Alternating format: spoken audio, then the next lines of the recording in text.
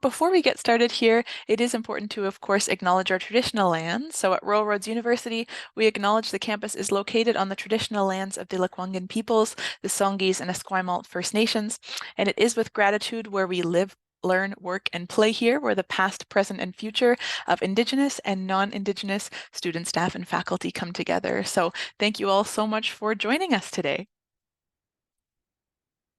And of course, the reason that we are here is to explore MBA and the Design Your Life approach. So I am pleased to be joined by some wonderful panelists. Charles Krusekopf, who's a professor in the School of Business. Thank you so much for joining us, Charles. Nice to see you. And we also have MBA students Jenn, Souter, and Coleman joining us today. Thank you so much both for being here with us.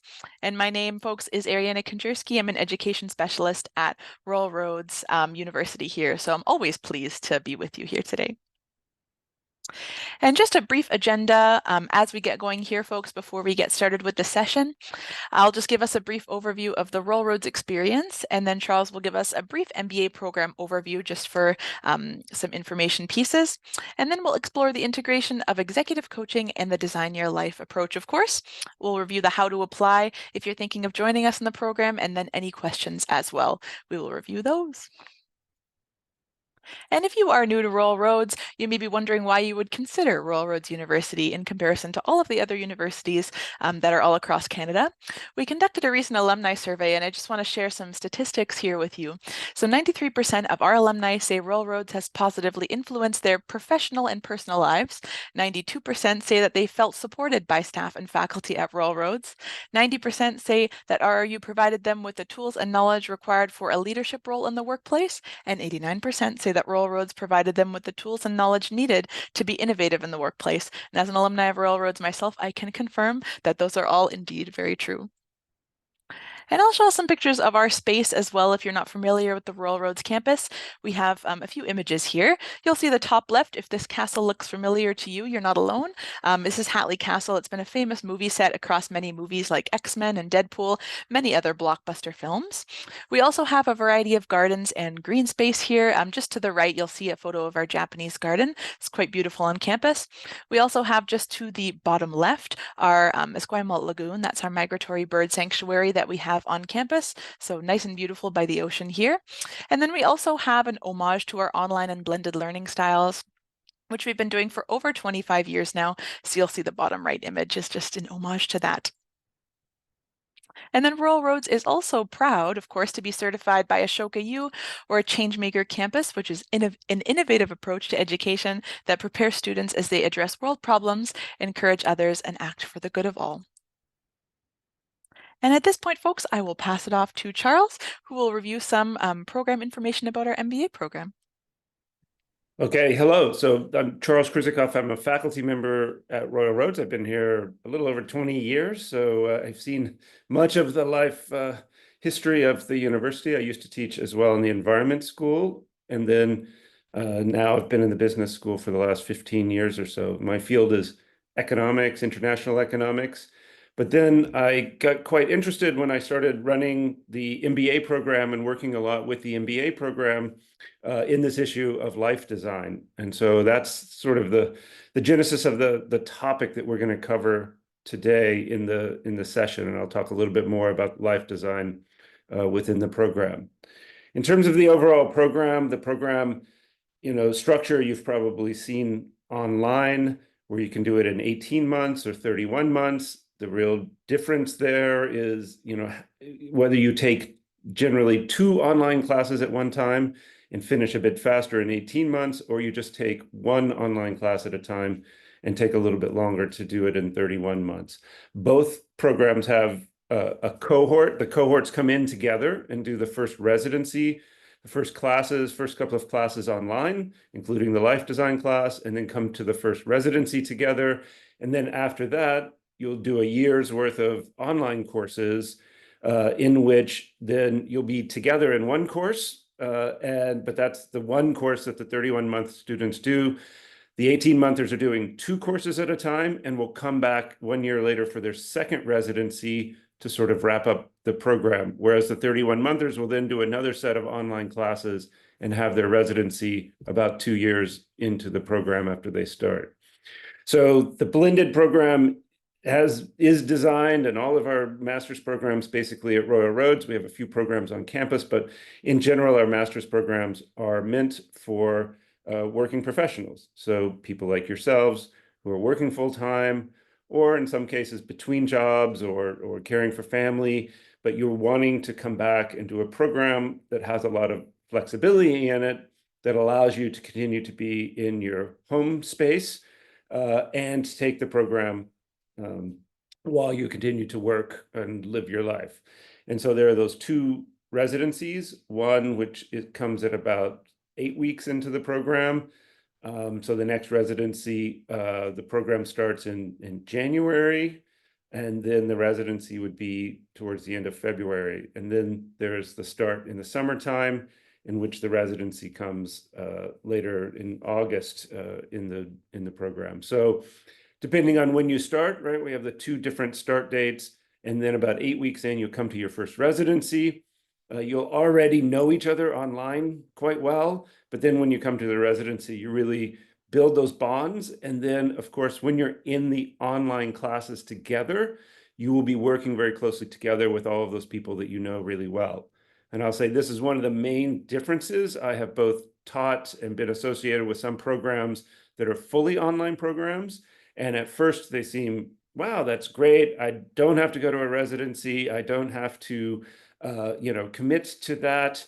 And then every time I've taught in a class like that, where the people don't know each other as well, or in a program like that, there's just a lack of bonding. And I'll let the two students who are in the program in a little bit talk to that. But everyone in our program says the residencies are such an important part, because that's where you really get to know your classmates and start to work together in both the online and the on campus. So that residency piece, I think, is a really important part of our program. What's our program like? So you will come into a cohort of other people that are like yourselves. And we always start with, wow, everyone has this imposter syndrome. They feel like, I'm not sure I'm ready to go back to school. I'm not sure I'm the right person. I can say more than half the people in the program do not have an undergraduate degree. Everyone has lots of work experience, at least 10 years. Most people have 15 to 20 years of work experience and a wide variety of training. You don't have that much work experience without having a ton of training in different things, but maybe you don't have an undergraduate degree. Or quite a few people in the program have an undergraduate degree. Then they've worked for quite a few years, and now they're coming back to school. So there's usually a big gap for many of the people in the program between the last time they were in school and now coming back. And so that seems daunting. And many people feel like, wow, I'm not sure I can do this. And then as you get to know people in the program, you realize, wait a minute, everyone in this program is basically in the same boat. They come from many different industries, many different organizations, from nonprofits, from government, from the private sector, small organizations, big organizations. Some people have their own family company or business, and some people come from very large corporations or from government careers. But everyone is a mid-career professional. And so that also really sets the program apart. You're coming in a program, there will be no one else in the program that is right out of undergrad with 22 years old and just getting started in the workforce. Everyone in the program is going to have significant amounts of work experience. The average age in the program, I think, has been around 40, which tells you that many people, again, have 20 years of work experience. Now, if you're 30, don't feel intimidated. I mean, you have quite a bit of work experience yourself, and you're ready to join in and contribute in the program. So this issue of flexible admissions, and definitely the admissions folks can talk to you more specifically about that, but that just says, if you don't have an undergraduate, but you have at least 10 years of work experience, you meet the requirements of the program. So you need to have some management experience, managing people, managing budgets. But again, pretty much everyone, by the time you're that far into your career and work, you have had some of that experience. So the goal of admissions is sort of talking you through, making sure that it's a fit for you, but once you come into the program and once we say, yes, you fit the criteria of the program, you belong. And so again, a lot of people kind of concerned, is this something I can do? And I can say, yes, you can. Some reasons for our program. So beyond the flexibility of admissions, the flexibility of how the program is delivered, then you also, for example, can gain a professional credential. So this was something that we implemented a few years ago, where you can do one of our graduate certificates. You can do that graduate certificate before you start the program. So if you already have a Royal Roads graduate certificate, you already have completed your specialization for the program. Or you can do a graduate certificate while you're in the program, or we have some MBA specialized specializations, and I'll give an overview of that. But basically, there's one in leadership, there's one in international business, with a trip either to France or to Asia, and there's one in management consulting. Those are the MBA ones, but you can also do a whole range of about 30 other graduate certificates and get a professional credential in project management or coaching or human resources or a number of other fields. Our program's been around for more than 20 years. We have several thousand alumni out there, and you'll join this network of people. And most of you, I'm sure, have talked to other people. I'd say 80% of people come into our program because of word of mouth, in the sense that maybe they find it online and then they realize, they start talking and find out that, oh, your neighbor went to Royal Roads, or your boss went to Royal Roads, or someone that at your workplace or someone that you meet went to Royal Roads, whether they did the MBA or they did the leadership or professional communications or one of our programs. Talk to the alumni about the program. As I said, almost all alumni are super stoked about having been a Royal Roads student and the whole experience, being in the cohort, being around a lot of other mid-career professionals. Some of the elements of our program: everyone in the program does an organizational management project, an OMP. This is a project that you do, and our two students are just starting on this process, but where you identify an organization and an issue within that organization that you want to tackle and learn more about and provide some solutions. So that can be your own organization, or often we encourage you to think about other organizations so that you gain wider experience and sort of exposure. And a number of people use this. You can use it to shift your role. A lot of people come into the program thinking they want to either move up in their organization or shift to a new organization or an entirely new industry. And this is a way that you can use that project to help prepare you and shift over to something new, or to just gain new skills that will help you in your current role. In our specializations, again, as I say, we have the ones in the program, and then we also have all the graduate certificates available at Royal Roads. When you come for your second residency, and we have this as well in the first residency, we have a live business challenge. So in the first residency, we have an organization. In fact, this last residency, we had an organization which was founded by one of our MBA students, Helicopters Without Borders. So a nonprofit organization that delivers medicine and takes people to medical appointments and things from remote communities where they otherwise couldn't get access. And basically the helicopter pilots volunteer their time and participate in this and to support that. So then the students were getting to know that organization, getting to know their business challenges, and then giving feedback back to the company about some of their ideas for how the business could meet some of those internal challenges with their personnel and external market-related challenges. So this is something you'll do in both your first and second residencies. There will be businesses, organizations, nonprofits, and companies that will come in, present about their organization, some of the challenges and opportunities, and you, working with your teammates, will then be sort of reporting back, doing some analysis and reporting back to the owners of the business. So it's a very interesting, very applied. The whole program, I would say, is very applied.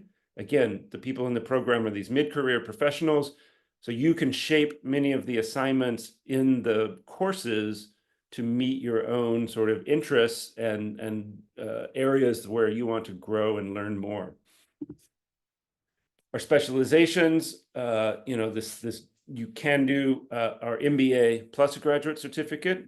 As I say, if you already have an RRU graduate certificate, voila, you can transfer those credits in and use that. We always have a few people who are taking that path. Or you can do a graduate certificate within the program, or later as an alum. People often say, wow, I'm not sure what I want to do as a specialization. You don't have to choose now. You don't have to choose before you come in the program. You will receive more information about each of the specialization options while you're in the program. And about 6 months into the program, they ask you to give some indication of which one you want to do. You don't do the specialization until about a year into the program for the 18-month students. So you have some time to review your options, to talk to your classmates, what different people are doing, and then you'll choose your different options. I mentioned I teach economics, international trade. So I've been very involved with the international business specializations, which are within the MBA program. There's two pieces of that. One is generally aligned with the students in the summer intake.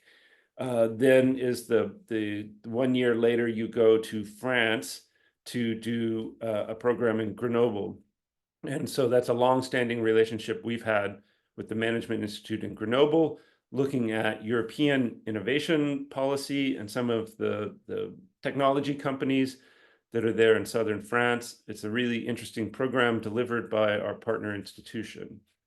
The second one there with Asia is one that I helped develop. We've taken groups of MBA students, probably 10 groups of MBA students.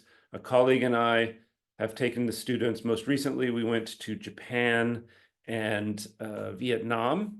And then we met with businesses, with governments and others while we were on the ground in Asia. So that's some of the international options. That specialization generally aligns more with the January intake. Management consulting is always a very popular one because this aligns you and gives you some of the certification credits you need for a professional credential if you want to become a certified management consultant. And Royal Roads has one of the largest programs in the country that's focused on management consultant and is very engaged, and a lot of alumni who are part of that CMC, the Certified Management Consultants of Canada. So that's an option that a lot of the students, and whether you're being an internal management consultant or an external consultant, that's something to consider.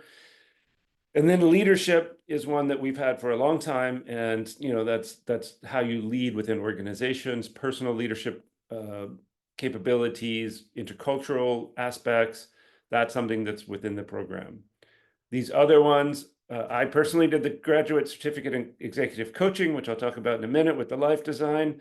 And that's one that you can do, again, as part of the program or before. And there's 30 of them. There's a new one in AI and data science. That's a new one a couple of people have asked about, but that's a graduate certificate that the university offers and is an option for you. Okay, designing your life. So now I'm going to shift gears here and talk about one element of the program, and basically the course in the program that I now teach doesn't have anything to do really with economics, but it came from my experience of being program head and getting to know the students and sort of where people were at. So as I say, my bold intuition, and this is from talking with a lot of the students and realizing where people are in their journey. And that is that you are probably considering coming back to the MBA program because you want to make a change. You want to change something. You're probably not coming because you just need something more to do. You've got work, you've got family, you've got all these things going on, and you're really busy, but you're willing and interested to take on the MBA program because that MBA designation, the knowledge can help you move up in your organization, can help you move to a better role that fits your needs better in a different organization, or make a complete career shift to something completely new. So this is where I said, wow, from talking with people, we really need to lean into this place that people are at as they come in the program, because your minds are open. You're really interested in exploring possible futures, changes that you want to make. And so the idea for this Design Your Life came through the idea of how can we help you think through and get some strategies and some tools that you can use while you're in the program to think about, well, which specialization I should do, how should I focus some of my assignments or things that I do in the program that sort of move me towards a possible future that I'm interested in, or steps I can start to take now to change my career, so that maybe before graduation, many people in the program shift their roles while they're in the program. And after the program, people are often making changes. Their minds are open. You've discovered a lot of new things. You've made a lot of new networks and ideas. And as you come out of the program, you start to make changes in your own career. So this is sort of where this started, and looking at then, okay, how could we come up with a good curriculum to support that?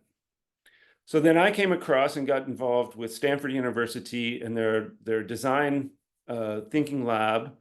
So design thinking is really big in Silicon Valley, and Stanford's been a leader in this. They have a whole design school, and they have a subset of that design school which works on this idea of life design. How can we apply the principles of design thinking to how you think about your life? So they've published a number of books. Some of you may have read these books. So we always have some students who have already seen the books, or they've been recommended to them, again, because they're in a place where they're thinking about their future. But these Designing Your Life program is one. So I went through training with Stanford, both for a coach and as an educator, and pull some of the exercises down. And I'm going to go through some of the sort of thinking and exercises that we have from that program, and that you will take as your first course in the program for 7 weeks online prior to coming into that residency. So first, what do we mean by life design? So design thinking is a way to sort of think about solutions to what we call wicked problems. Wicked problems are issues or topics that don't have one solution. If we could just do the mathematical calculations and figure out, well, what's the perfect life? Super, we just need to crank the math and be able to do that. Like, we can build a bridge and we can calculate all the engineering specifications for that bridge and figure out how strong the steel needs to be, or how long the spans need to be, or whatever. The problem is, in life, is there is no one solution. There is no one easy answer. It's complicated. Each person is different. And so we want to apply a tool such as design thinking, which says there is no one right answer, but let's start brainstorming. Let's start exploring. Let's prototype. Let's try things out. And that will help move us forward and give us some ideas for how we can move ourselves and make those changes that we're thinking about. So one concept that we introduce in the class and in the material is this idea of what we call dysfunctional beliefs. And one of the dysfunctional beliefs is, you should know where you're going by now. You should know as you come in. Come on, you're 40 years old, you've been working for 20 years, you're coming into the MBA program. You should know exactly where you're going with that MBA. And life design says, you have no idea. There were 100 paths you could have taken. You took one job instead of another. You chose one major instead of another. You went to a certain party and met one person who introduced you to another person. Those are often chance encounters. There are different things. They're guided by your interest, your intuition, some of the context of your life. But on the other hand, you can take many, many paths. And there are many paths for your future. There is no one right answer. Many things are open to you. It's sorting through, okay, well, what am I really interested in? Where do I want to start to put some more energy and maybe take energy away from some things that are not bringing me satisfaction? And I want to look and think about some new things. So one of the core principles is you need to have coherence in your life between who you are, what you believe. So we call it the work view, life view, and what you do. If your work is not aligning, so if you're in a job where you're feeling like the things I'm doing, either it's the industry that I'm in is not aligning with my own values. Hello, Albertans. There's a number of people that often find themselves, working for resource companies, and they think I'm not totally on board with this. Or there's other people who are just, their companies or their organizations are shifting a bit, and they're thinking, I'm no longer in sync. I had a great boss before. Now, I'm not sure. I'm not sure this is the place I want to be. So what you do, who you are, what you believe, the more coherence you have within that, the more success, the more satisfaction you feel. So this is something we spend a bit of time thinking about and getting you this. These are things that are often in your head. And what we try to do is to get you to formalize that a little more and think about it, write some things out, and to move yourself forward in your thinking, and then to start to talk with others. This is the piece, the cohort, having other people who are in a similar place facing some of the same questions is a really important aspect. Anchor problems. So many people feel stuck. I'm stuck in my job. Sometimes you're stuck because you're making such a great salary. I don't like my job, but I'm making so much money. How can I make a change? How can I get out of this when things are great? It's interesting. There's a survey that said something like over half the people secretly wish they could get fired from their jobs because they were feeling stuck, but you're not willing or able to take that step to make the change. So what design thinking tries to get you to do and to think about is, let's get off the stuck part and let's start to evaluate, well, what do I really like? What do I want to do more of? What perhaps do I want to do less of? One of the terminology is redesign, don't resign. You don't necessarily have to leave your job, but maybe there's a better way within your organization. Maybe there's a different role. Maybe there's something you could take on that you're more interested in than the role that you have now, or something that you could add to your current portfolio and leave behind some of the things that are less interesting to you. So in that way, design thinking tries to get you unstuck, away from the anchor. So what are possible futures? So we talk about these issues of getting unstuck, reframing, talking through with people. Oftentimes you think, well, this is my only option. It's kind of that idea of, well, I either take this role or I leave it. But when you actually start thinking about it and you start thinking, well, maybe actually I can approach my boss and talk about, I really wish I want to develop my skills more in HR, and that's not something that's really part of my role. They say, wow, well, we actually need some support in that area. Why don't you one day a week take on this new role? So it's the idea of how can you sort of get yourself unstuck, reframe your thinking and the possibilities, and move yourself forward. We do a project called Odyssey Plans, and this is one that everyone finds kind of fun. And this is something that you can work on, where you say, okay, everyone has multiple possible futures. No one is one thing. And one of the dysfunctional beliefs they talk about is that, oh, you should follow your passion. You say, wow, yes, I have a passion for travel. I really want to work and travel. Oh, but I also have a passion for, working with local nonprofit agencies. And so I really want to do, and you're like, well, but wait, how can I have passions in both of these areas? And design thinking would say, that's fine. You have many different passions and ideas. So the base idea that you should just follow your passion doesn't help you that much, because there are many things you could do. There are many things you're good at, many things you want to do. So how do you start to think through what some of these different options and how they might play out? So they ask you to do these Odyssey plans, and they usually start with these three sort of paths. So if you thought about the next 5 years and you said, okay, I'm going to continue with what I'm doing, I'm going to be really successful with what I'm doing, where would that take me? How does that make me feel? What do I think about? Okay, I move up, I become the director in my department, and what does that bring me? Where do I go from there? What are the pros and cons? I don't have as much time with my kids. I have more meetings. I have to travel a lot. I have to think of these trade-offs. So that's a path that has some pros and cons and some different things with it. Then we talk about, and people really like this video, it's about a guy who basically went in to talk to his boss, thought everything was great, and boom, got fired, called comfort rings.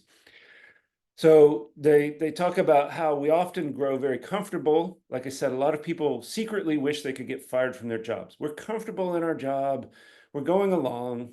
It's okay. It's fine. I get paid all right. I have a decent job, but secretly, in a way, I'm just bored and kind of wish I could have something else. All right.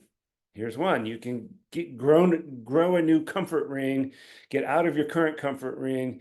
You are forced to start. So basically the idea is you're fired tomorrow. Where would you be in 5 years? What would you be doing?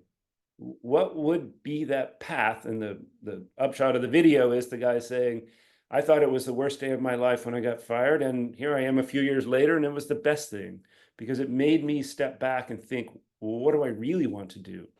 And so this idea of, okay, if you really had to kind of reinvent yourself, what is it? Not only what would you want to do, but how would you prepare yourself? This idea of, we hear about resilience. You need to have personal resilience, even if you feel comfortable and confident in your current career. Bang, the pandemic comes, everything changes. Do you have skills? Do you have contacts? Have you built networks? Have you explored other things so that if you need to or want to make a change, you're positioned to do that? The third one is the sort of, okay, you win the lottery, you have no worries, you have all the money you need. What would you do? What would you do with your time? This is kind of, I'm at the close to retirement stage, this kind of thing as well. Everyone hits retirement and thinks, okay, now I'm free. I can do whatever I want. Well, if you haven't thought about that, of what you really want, and started to plan for that, or to think about this piece of, well, what is it in life I really want to be doing? Where do I want to go? So this idea of you could do anything without constraint, what would that be? And then that piece of being anchored or stuck, is something holding you back from doing that now? Why can't you do the things you really want to do? And yes, we all have constraints and we have families and we have different things, but there's probably some elements you'll see of the things you always wanted to do that you can achieve. We go from there, we go to prototyping. Prototyping is trying things out. So design thinking is about build a model, design, try it out. So you're really interested in a new career, talk to someone who works in that area. If you can, job shadow in that area. Do something to try out your possible futures. You want to move from Calgary to Victoria? Come down for a month and live here. Decide. Well, yeah, snowing in Calgary, but we had wind and rain, and November is terrible here. Do I really want that? Maybe, maybe not. So think through, what, and try out your possible future. So the idea is trying these things out. So as I say, one prototyping step that you're thinking about, and you're way ahead of everyone else, and that is you're thinking about doing an MBA. You're thinking about it because you want to make a change. So you could prototype and try it out. So one way we say that's part of why we design those graduate certificates. If you're not fully sure you want to come in the MBA yet, take a graduate certificate. Try it out. See what it's like. It's lower risk, lower cost. And then decide, okay, if I'm successful, I really like that, now I can transfer those credits over to the MBA, right? Or I can try these things out and find ways to prototype for the future. So we have two students who've just gone through this sort of training or process, and we thought we would invite them, and I'm going to turn it over. It's always the most interesting part because they're in the program. They went through the same decision process as everyone who's thinking about coming in the program. Please ask questions in the chat area, or raise your hands. We'll go through this, but I'm going to turn it over now to Don, who is going to give a little bit of his background, how he came in the program, what he's doing, and then how life design in this process in life design. And then Jenn Souter is going to join us as well in just a minute. So, Don, over to you. All right. Thanks, Charles. So yeah, as you mentioned, I will kind of take you through how I got to Royal Roads and diving into the MBA program. A little bit about some of what I learned through the Design Your Life course at the beginning of the program, and how that's affected me a little bit since then. And then I'll talk a little bit about some of my experiences in the program so far. So I work for a regional health authority, Island Health, on Vancouver Island. I'm a cloud architect and an IT project manager. And one of the things that attracted me to the MBA track in particular is the need for business acumen in IT. I work in a very people-focused industry. Healthcare is all about people, all about human resources and supporting a workforce that is under enormous strain these days, enormous resource constraints. And one of the things that I thought about for an MBA versus, say, a master's in health leadership or a master's in leadership or something like that is this need to make our IT services sustainable, and cost efficient and extremely reliable across the spectrum of services that we provide. And that's what I thought I could get out of the MBA program, is the focus on strategy and leadership and some of the more hard business concepts that I felt I might not get in other programs. So that's how I got to where I am here. I chose Royal Roads. I had a couple of options, but Royal Roads, the blended program, the idea of meeting people in person for a residency at the beginning and the end, but otherwise having the courses done virtually works perfectly for me. I work from home. I have pets at home, and being able to center my life around that is just it's what I needed. Um, so as we dove in, one of the things I didn't realize was that things were potentially kind of double paced at the beginning in the 31-month program. You're taking 2 courses at a time at the beginning for 7 weeks, and then another 2 courses for the 7 weeks following that with your residency. And I think some of us were a little bit surprised by that. And things are starting to level out now that we're into our next set of courses. So it's something that I didn't expect, but is totally manageable, I found.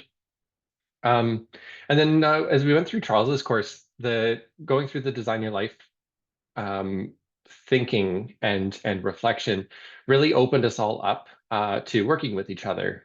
There were forums every week. There were some team assignments. There were some individual assignments, and getting into some really interesting conversations about different industries and different types of jobs and different types of leaders that we're interacting with. And one of the things I got out of it is in the couple of months prior to starting my MBA, I'd been looking at sort of several different career paths, sort of in where I am. I could stay on a very technical route and be kind of double down on being a technical expert. I could move back into leadership in my department and try to focus in on that. Or I could make a change and try to pursue something outside of my department and a different kind of technology leadership. And the Design Your Life process came at a perfect time for me to dive into that and really think about what I wanted in my life and my work and how those two things were going to balance with each other.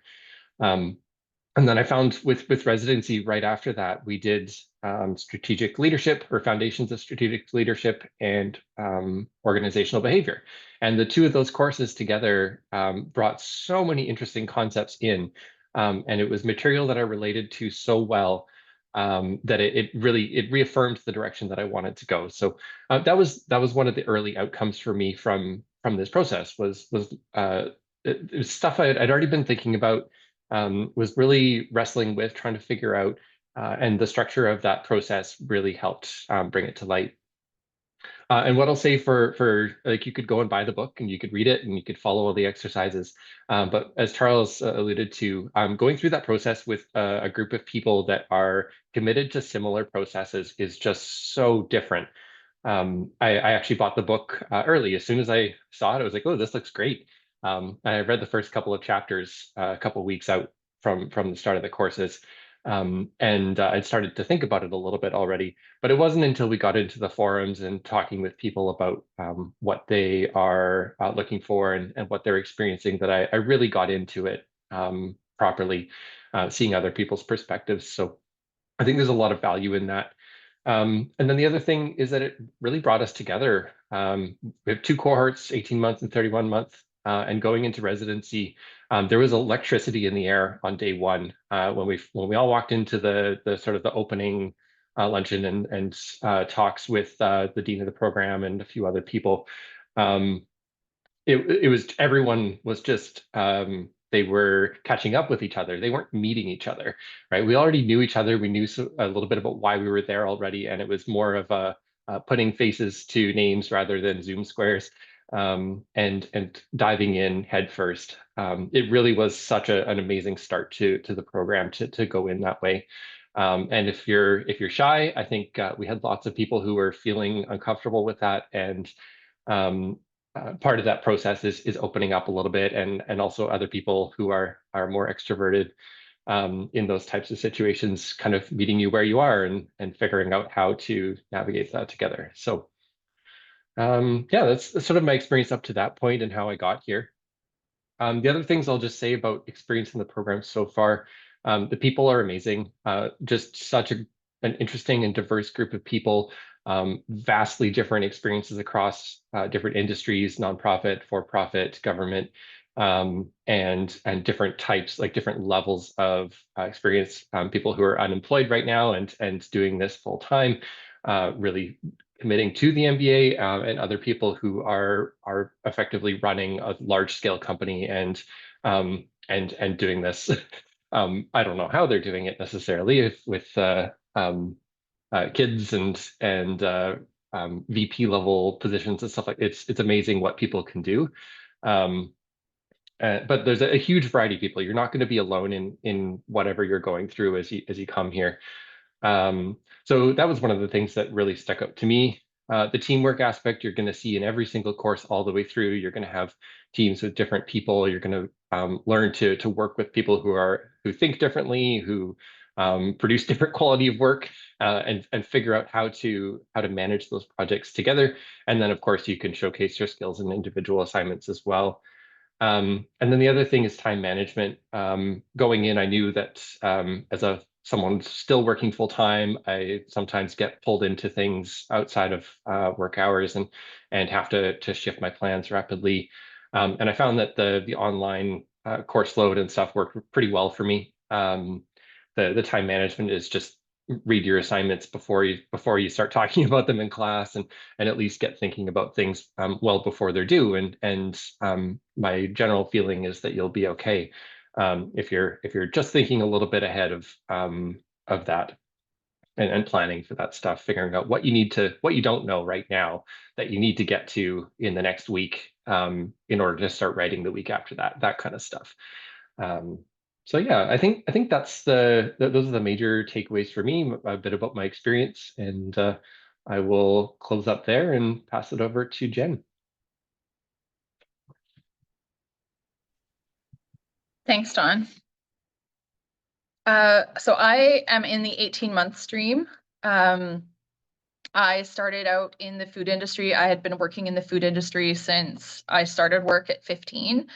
I was feeling pretty stagnant in my current role, and I had decided that I wanted to make a change. I wanted to apply to an MBA program.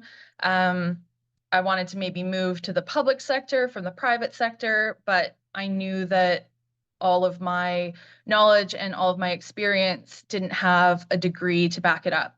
I do actually have an undergrad from UVic, but it's biology, so it's not business at all. But I have not found that has been a detriment at all to this process. So not having any formal business training, you can certainly still apply for the program and be successful. I'm currently in the program and doing quite well. So for me, this could not have come at a better time, this design thinking course. I honestly can't imagine starting this course without having this be one of the first courses that you take. This program really is a full-time commitment, and having this design thinking course really gets you to open up with your cohort and the people that you're going to be moving through these classes with for the next 1.5 or 2.5 years. And it does sort of get to the root of what you want to do and kind of what you want to be when you grow up. So for me, I actually stopped working prior to the beginning of our start in July. I wasn't working at all, just to sort of get school under my belt, and to be able to handle it. I have 2 young kids, 2 boys that are 8 and 9. I knew that doing school and full-time and having the kids might be a lot to start. I also volunteer chronically, as I would say. I'm always volunteering for the school or for their hockey teams. So I had a lot on the go, and I wanted to make sure that I was focused and able to start this program. The biggest thing that came out of the design thinking course for me, Charles had mentioned it earlier, was anchor problems. So I realized that I had an anchor problem at my last job. I had been there for 19 years. It was very comfortable in that I knew everyone and I knew the processes, but it was not challenging at all for me anymore. I did not see a future for me at that location. So leaving, I mean, he said redesign and not resign. Unfortunately, I didn't take the course before I resigned, but it has worked out. Like, I found a job actually through the interviews that you do as part of the design thinking course. So there are informational interviews that you set up with people just to see what they do, if it's something that you're interested in doing.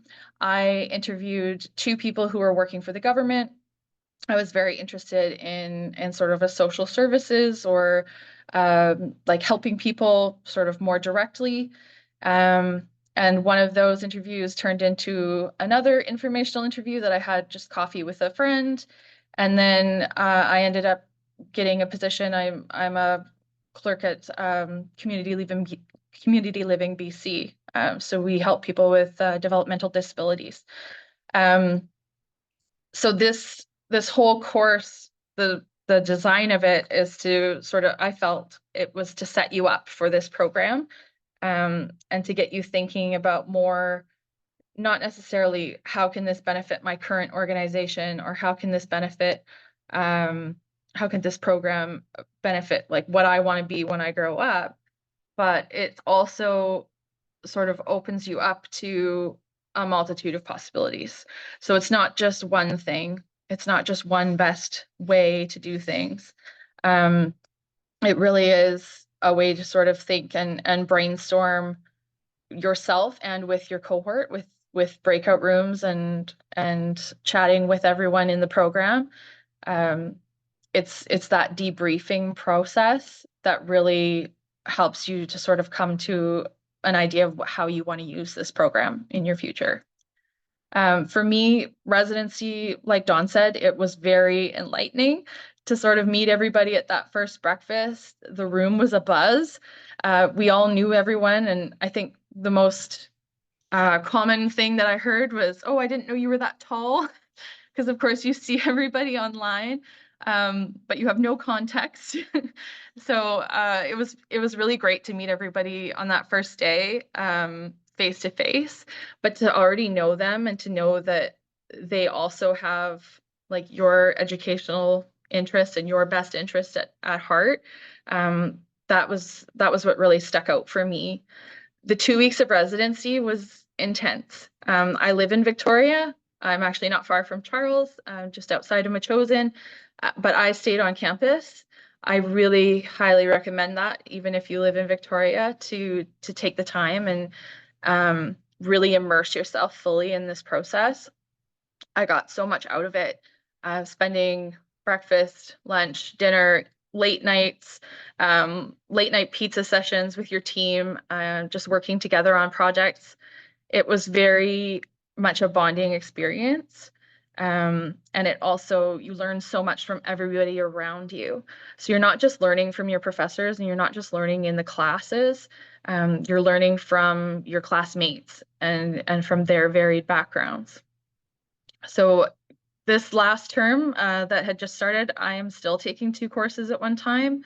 It is a lot. It is a big time commitment, having kids and a full-time job and having classes can be, it's stressful, but it's absolutely doable. I know that I was considering the 31-month stream, but I really just, I want to get it done. I want to get going. I turn 40 next year, and I feel like this is maybe my midlife crisis, is getting my MBA. So I wanted to have it done as soon as possible. And yes, it's most certainly doable. It does take planning, leaning on your family and friends, and everyone around you, just being clear with your boundaries and making sure that they understand your time commitment to school, and knowing that that's a priority for you is huge. But yes, I'm so glad that I made this leap. I'm so glad that I made the jump when I did. I do wish that I had done it years ago. For sure, it felt long overdue.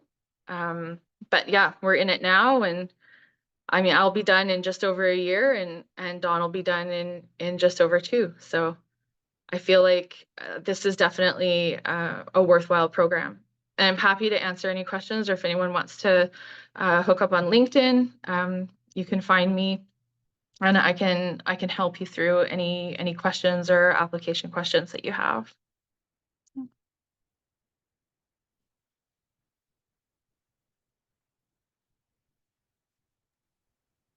Thank you so much. Thank you to Jen and Dawn. And thank you so much, of course, to Charles. That was super, super engaging. So wonderful session there. I'll just move ahead, folks, and bring us into some information if you're looking to join us in the MBA program on how to apply. I know Charles gave some program information earlier, which was fantastic, but just a few notes on how to apply.